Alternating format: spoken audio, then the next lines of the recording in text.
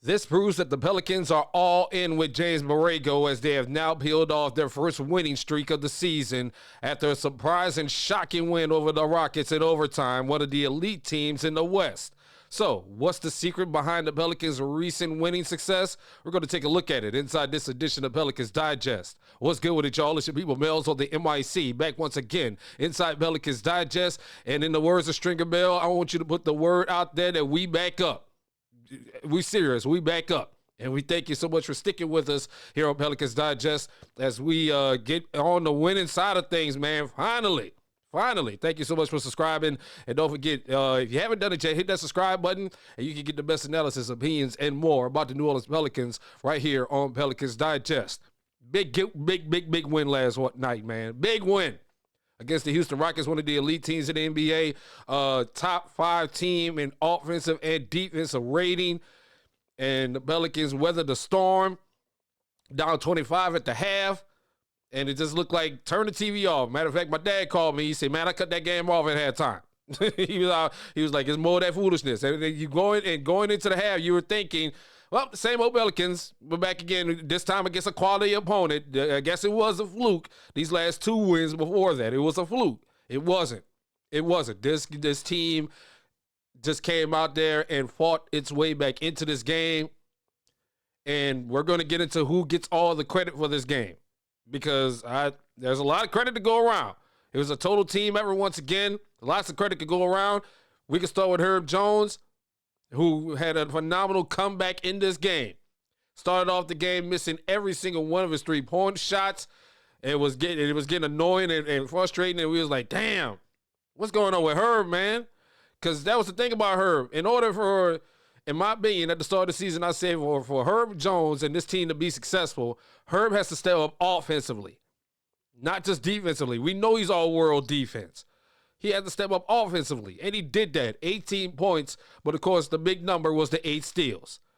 And also the strategy of Herb Jones on the best player or whoever has the ball with the Rockets, which was Kevin Durant.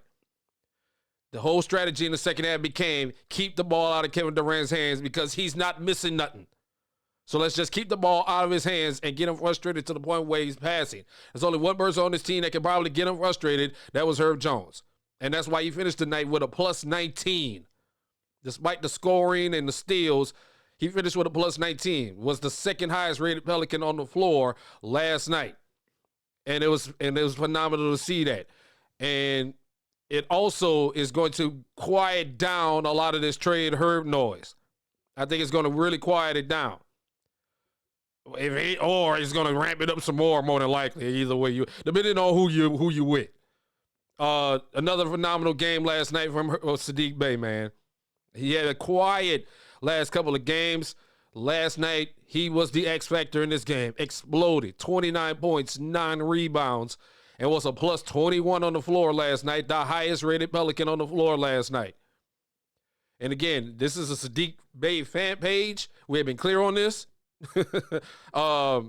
Again, he was the big pickup, in my opinion, in the Jordan Poole trade. The most slept on piece.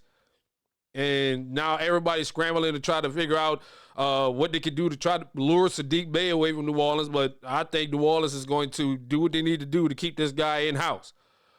He was the big X factor in the game last night. Provided timely big shots, big defense. Was all over the floor last night. Rebounding. Just a great game for Saadiq Bey. Can't wait to see what more he brings to the table. Starting in place of Zion Williamson. And we're going to get into Zion Williamson in a minute. We're going to get into that in a minute. But first, the props, and I did a video about this a few days ago, about all the props of what's going on with the Pelicans right now has to go to James Borrego. And big shout out to Will Guillory with The Athletic, who wrote an article this morning praising Borrego. And also, the reason why things had turned around for the Pelicans is because of Borrego, and not only his communication, his ability to be like, you know what? I don't care if you're making $30 million or if you're making $6 million on this team. If you can perform and if you can play and you can contribute to else winning, you're getting time. It's as bottom line as that. In the past, you probably would have seen him try to defer more to Zion or more to the so-called star players. Borrego has turned this into an actual team basketball team. That's the only way I can put it. Making sure everybody is contributing on this team and not just relying on Zion Williamson.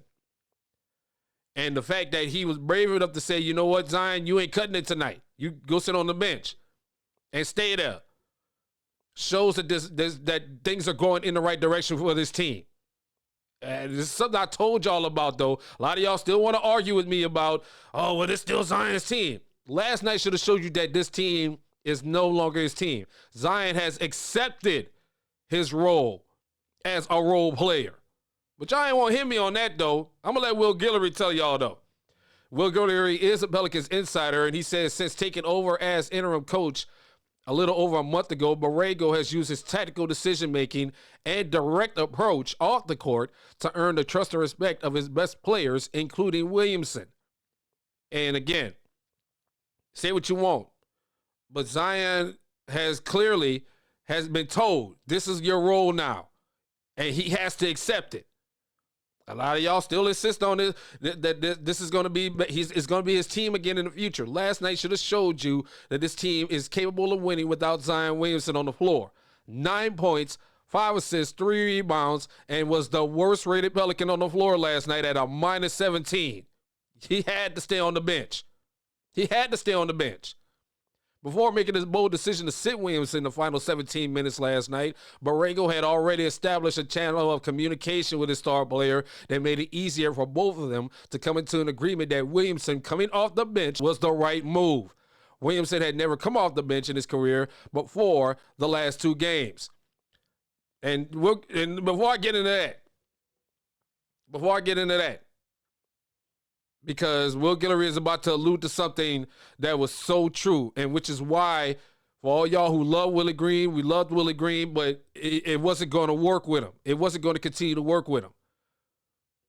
It's because Willie had this thing about, I'd rather go with the veterans in this situation over the rookies. I'd rather go with this guy right here who's making the most amount of money, who's our star player, over this guy who's actually contributing and scoring and doing well against the current situation that we're in. And Will Guillory points to that. He says in previous regimes in New Orleans probably wouldn't have been as open to benching Williamson before or during Thursday's game. Other regimes wouldn't have been so willing to give the keys to Queen and Fears and let them learn on the fly. Previous regimes weren't as capable of making quick decisions in games to shift the dynamic. And that's just not about Willie Green either. The same is also true for previous Pelicans coaches Stan Van Gundy and Alvin Gentry. Again, that's why Borrego gets all the props. That's why Borrego is getting all the props right now and deserves to get all the props. Because, again, let me repeat this just so you can understand. Choosing your players over who is performing well over their reputation is what's getting this team winning, back on the winning side of things. He could have easily said, you know, we're paying these guys $30 million and this guy $30 million. They need to be on the floor. No, if they're not performing. One of the problems with Zion is Zion has not improved his bag, as y'all like to call it, his offensive skill set. As you saw in that game last night, whenever Zion got into the paint or when he was ever trying to do his thing, the Rockets collapsed on him because they run a big lineup. Y'all forgot, we played them in the preseason. They run a lineup of just about everybody 6'11" or bigger. They have a small lineup. Whenever Zion was in there, they sent in that big lineup and they shut him down. He wasn't trying to shoot no mid-range shots. He was still trying to do what he always do, the bull in the China shop attack approach, the Zion approach, and it wasn't working. They shut that down immediately. That's also one of the reasons why the Pelicans fell behind in that game, was when Zion got in there. Because once again, Borrego has tooled up this offense to be a pace offense, not to be so focused on Zion, to keep the ball moving around. When you put Zion in the game, that limits that. And that's what has been the issue as of late with him. And this is why, at this point, in this current situation with the Pelicans, he has to come off the bench. He can't start. And Saadiq Bey out here giving us 29. I mean, it is what it is, man. Y'all got to accept it for what it is. This is not Zion Williamson's team anymore. And that showed you last night that we can win without this dude. Now, am I screaming trade? Hell no. I'm not saying trade him as of right now. I'm not even saying get rid of him right now, because here's my thing on Zion right now, especially with Zion right now. If he wants to, I would say he needs to model this game more closely to what what Queen has been doing.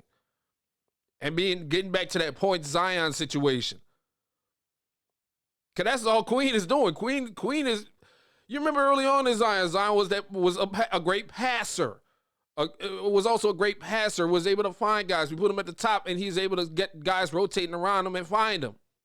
And he hasn't been doing that. He's been going back to, I'm just trying to force my way in the score, and hopefully I get a foul and get to the line.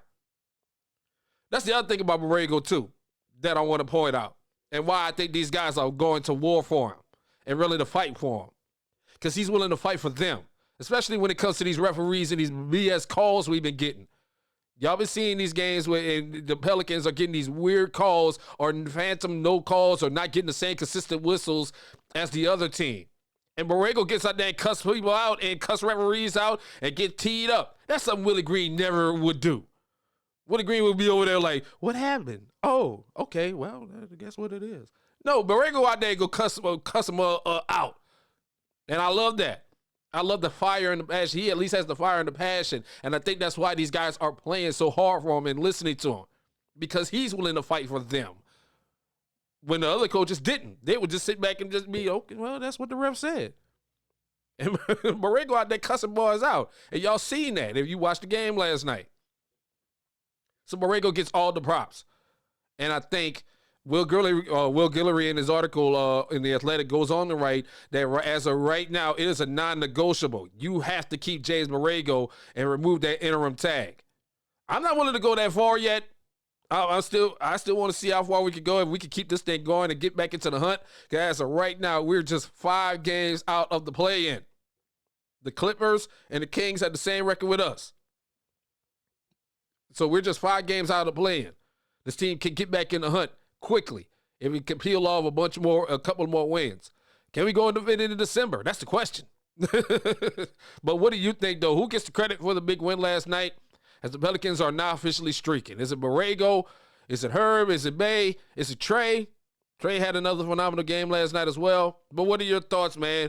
But all I need you to know is that we back up and we back outside, baby. I'm going to be in the Smoothie King Center tomorrow night for the game against the Bases. Holla at your boy. I'm going to be rocking my wifey just got me the brand new City Edition Melz On The MIC jump ball right here. So City Edition joint. So I'm going to be rocking that. I'm going to be in the building tomorrow night.